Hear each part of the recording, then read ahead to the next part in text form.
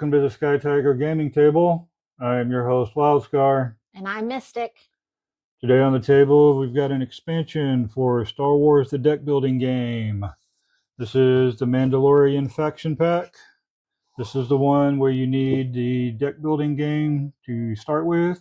It will work with either the Clone Wars version or this original version, which is the Rebels versus the Empire. So this one basically will replace one of the factions. This one comes from the Mandalorian TV show that has Dijarin, Grogu, Bo-Katan, and the Armorer, along with several other different ones. It even has Paz Vizsla, which you can see in there. It also has his little N1 starfighter. And it even has the directions on how to play a 3-player version of this game. And it's kind of interesting. I think when I was looking through the rule book for this online, the rule book shows that you have to split the cards between all of that. So kind of interesting the way it's going to play out, because here's the rule book, or one page is how to use it in a standard play to replace one of the factions in the original game, and all of the rest are how to play the 3-player version of the game. I forget that. Show me the baby. I would like to see the baby. We're getting there. But just to show you, there's how the 3-player does this weird. That's crazy. What you basically do is you'll take half of each card and do a different half, and then like player 1 would sit over here, player 2 would sit over here, and player 3 would sit over there, and you can still attack each other however you want. It's just like this player uses this row and this row, this player uses this row and this row, and this player that sits over here uses from this row and this row. So it's kind of interesting the way it kind of works. So that is cool. And then, of course, the force tracker, it has its own little force tracker that you replace with the Mandalorian side. So that is the instruction booklet, and that is all that's in there with a little insert. So here is the force tracker that you would use to replace for the Mandalorian. So this is the one from the original game where it has the Rebel or the Imperial, or Empire, Imperial, either way. You would basically just put this over, like if you wanted to play Mandalorian against the Rebels, you would do it that way. If you wanted to play Mandalorian against the Empire, you would do it that way. And then when you get ready to play the 3-player way, you do it this way. That way the force is going every which kind of way. So it'd be kind of interesting the way that's going to play out. And for some reason it has a blank side on the other side. I'm not sure if that's going to be a purpose in the future or what. So kind of interesting. I mean, it might they be, only made one color. They even did the +1 on it. Yeah. So I'm not sure why it's neutral like that. But I mean, this one has the Mandalorian side. So if you didn't want to use the Mandalorian side, you could do it that way and use whatever you wanted to. Nah. But I guess technically you could do it this way. Like if you wanted to play with the 3-player way for the Separatist or the Republic. Oh yeah, if you wanted to do this, you could do it that way. But then again, you can just fold it over. I just don't like folding this because it will eventually weaken. That's why I leave it separate. So, or leave it out like this, and we'll just fold it. Not fold it. Just slide it in the book of the other rules. Yep, because here you go. Cheat code. Just take it, leave it long ways, put it in your book, leave it in your instruction booklet. You don't have to worry about getting it bent. All right, and here are all of the cards. And the baby is somewhere in here. Show me. So let's see, we've got... I love me some Grogu.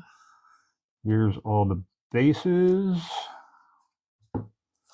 So here we got Concord Dawn. This is going to be the starting one for the Mandalorians.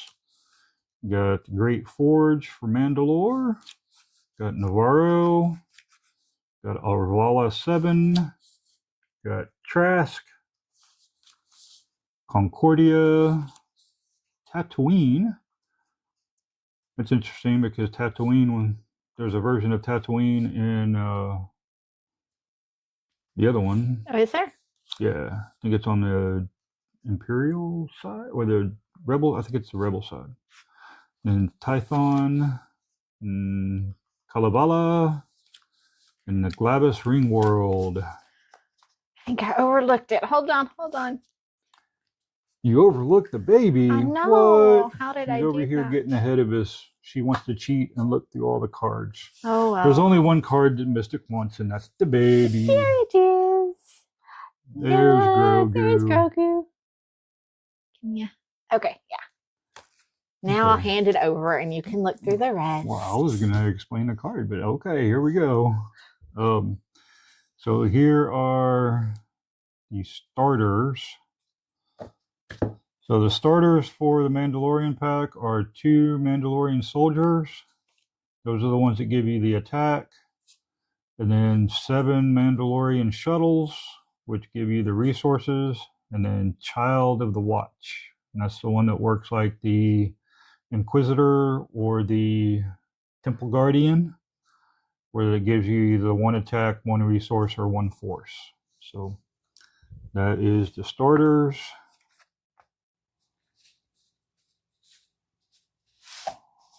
And then here is Paz Vizsla.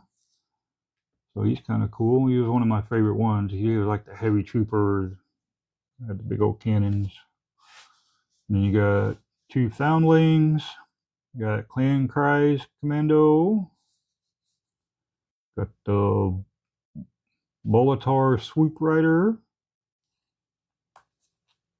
Axe Wolves. Got Mandalorian Hunters.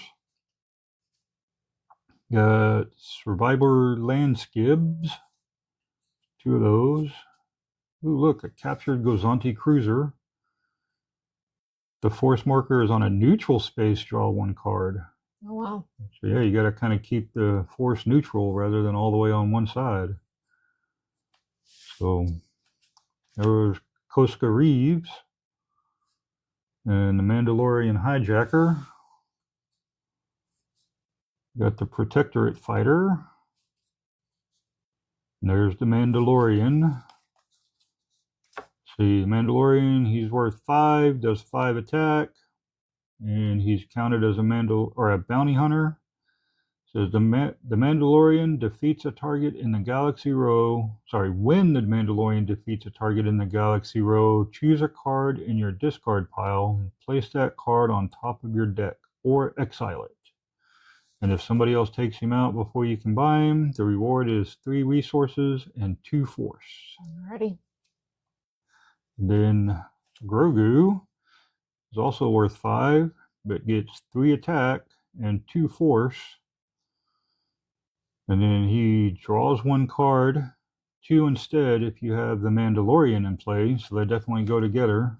So that's what his quote is on the card: wherever I go, he goes.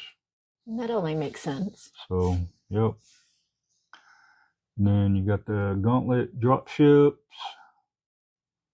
You got the Arquinian's Command Cruiser. There's the Armorer. The Armorer is 6.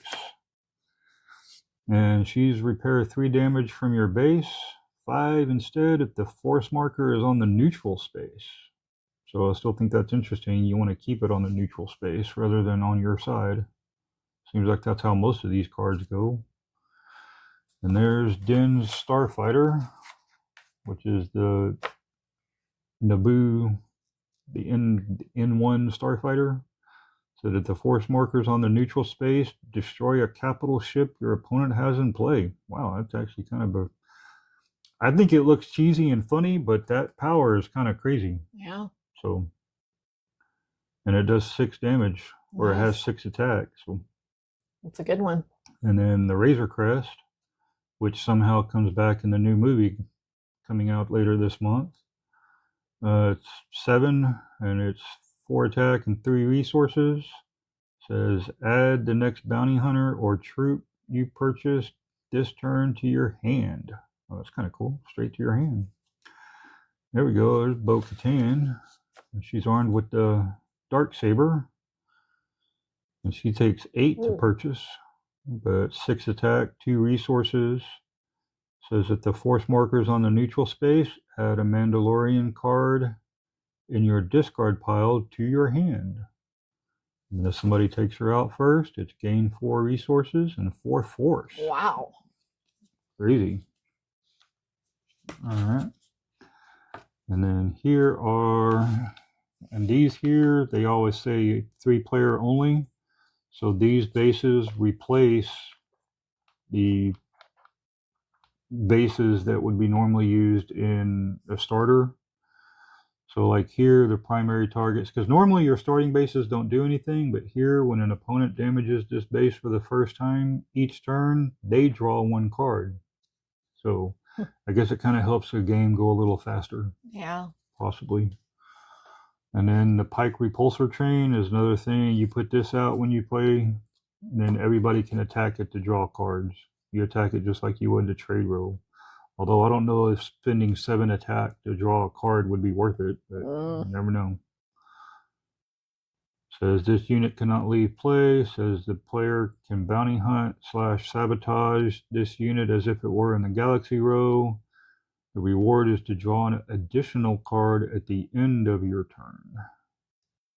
So does that card? Well, it says at the end of your turn, so that would be, yeah. You wouldn't even get to use that card the turn you draw it. It would be like That's the reason the I'm next turn. So it would go into your next hand then. Yeah. Okay. So at the end of the turn, when you draw back up to 5, you would actually get 6. Okay. So, and then Aqualish Raider, Pelimoto. She's worth 2, and she repairs 2 damage from a base or capital ship. And it says if you repaired damage this way, or if you repaired damage from an opponent's card this way, gain 2 resources. So if you fix somebody else's base, you get stuff. So like if y'all are doing like an alliance, like if I fix you, don't attack me. But not like alliances in the Outer Rim are lasting anyway. And you get Corellian Transport. Cooley is in here, so he's worth 3, and he gets 1 of each. So kind of cool. He was from season 1. And then you got the Quarren Freighters. Cobb Van't, he was kind of cool. I like him, and all the actor that plays him was kind of cool. He got cheapskated on his attack on his match with Cad Bane, because his deputy screwed it up. I still think he would have outdrew Cad Bane had he been focused. But Cad Bane took advantage because that's what he does. Yeah, exactly. So, and Pirate Snub Fighters. And then IG-11, the best babysitter somebody could find. So, and then Gorian Shard. And then Shard's Corsair. And then Grief Karga. So, and all of these cards are for the 3-player version only. So I'm not sure if those replace it or add it. We'll have to read through the directions and figure out how to do it. And then find a 3rd player to join us around this table to check out the 3-player version of this game. Pretty sure we could find somebody. I'm pretty sure we could. So might not be that difficult. We have friends. We promise we do somewhere. Hey, they've played at this table. Maybe not friends, but you know, they'll at least play with us. Nah, we got friends. I don't know what you're talking about. Our friends are our family. Yeah, they are. Well, all right. That is everything that's contained in the Mandalorian Faction Pack. So we will definitely learn the rules to this one and get it to the table. More than likely, I'm going to have to let Mystic play it first, just so she can play with the baby. Oh, yes. So I probably won't ever get to play with this one. She's going to hog it the whole time. And the sad part is the chances of me even pulling that card. Slim to none, but you never know. So you always seem to beat me at this game. So, but all right. Well, I hope y'all enjoyed the playthrough or the unboxing. Drop a comment down below. Let us know what card you're most looking forward to seeing on the table. And let us know if you're looking forward to the new Mandalorian and Grogu movie coming out. I'm going to try to get this out before then. It should come out at the end of May.